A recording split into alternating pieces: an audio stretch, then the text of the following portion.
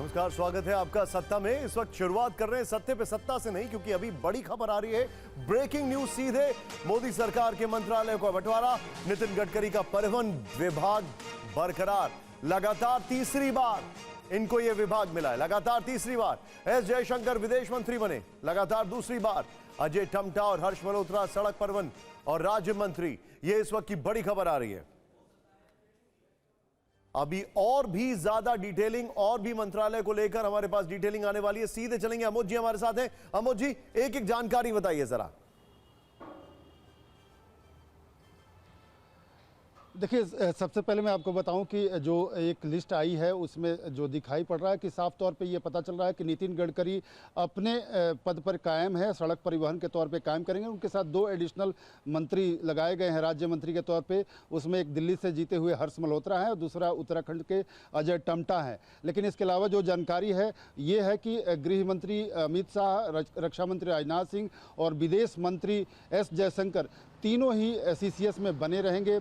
हालांकि अभी वित्त को लेकर जानकारी नहीं मिल रही है, लेकिन संभावना ये जताई जा रही है कि सीसीएस में कोई छेड़छाड़ नहीं होगा। और बाकी के अभी ये बताया जा रहा है कि करीब आधे घंटे 45 मिनट में सूची आ सकती है। थोड़ी देर में ये सूची आ सकती है, किसको क्या मंत्रालय मिला, किसको क्या पोर्टफोलियो दिया गया है, ये थोड़ी देर में पता चल सकता है। लेकिन अगर आपने ये बात कही है, इतनी ही आपने ये बात कही है कि सीसीएस में अमित शाह जी, सीसीएस में राजनाथ जी बने रहेंगे, तो इसका मतलब है कि वहां पर भी विभागों में हेरफेर या फेरबदल नहीं होगा। आई स्टैंड करेक्टेड, वहां भी विभागों में फेरबदल नहीं होगा। क्या ऐसा समझा जाए?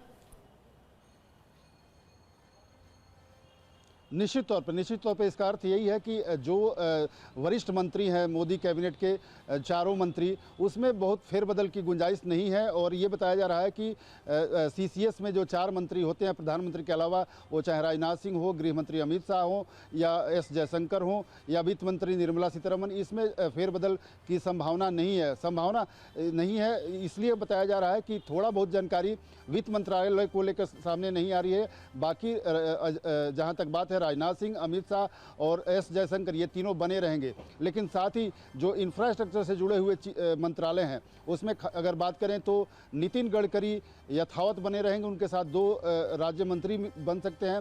रेल मंत्री अश्विनी वैष्णव को लेकर भी चर्चा है कि वो अपने पद को रिटेन करने में कायम रहे हैं।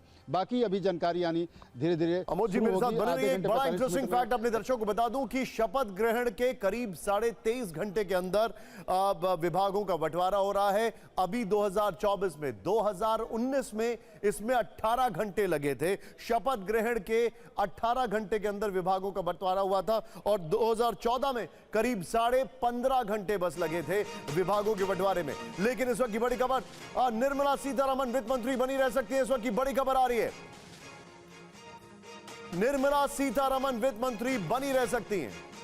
अमोद जी, एक चीज साफ हो गई, इसका मतलब जो प्रोग्रेसिव पॉलिसीज बढ़ रही थी, शायद प्रधानमंत्री जी उसमें कोई भी फेरबदल नहीं करना चाहते हैं। वो चाहते हैं कि वो चीजें अनइंटरप्टेड कैरी फॉरवर्ड होती रहें, जिस तरीके से वो नहीं चाहते हैं कि चेंज ऑफ कमांड हो उसमें। निश्चित तौर पे देखिए, जो मोदी सरकार रिफॉर्म की पॉलिसी पे चल रही थी उसमें कोई बदलाव नहीं होगा, ये साफ तौर पे जाहिर हो रहा है अब। और जैसा कि पहले तमाम मंत्रालयों में हुआ है, चाहे वो अगर बात करें रेल मंत्रालय में बहुत काम बाकी है। और ये जानकारी मिल रही थी कि जेडीयू रेल मंत्रालय चाहता है। और ये भी बड़ी खबर आ रही है, मनोहर लाल खट्टर पावर मिनिस्टर। इस वक्त की बड़ी खबर हमारे पास आ रही है, मनोहर लाल खट्टर पावर मिनिस्टर होंगे। इस वक्त की बड़ी खबर हमारे पास आ रही है, मनोहर लाल खट्टर पावर मिनिस्टर। सड़क परिवहन मंत्री नितिन गडकरी, ऊर्जा मंत्रालय मनोहर लाल खट्टर को, वित्त मंत्रालय निर्मला सीतारमण को ऐसे संकेत मिल रहे हैं, ऐसी खबरें आ रही हैं।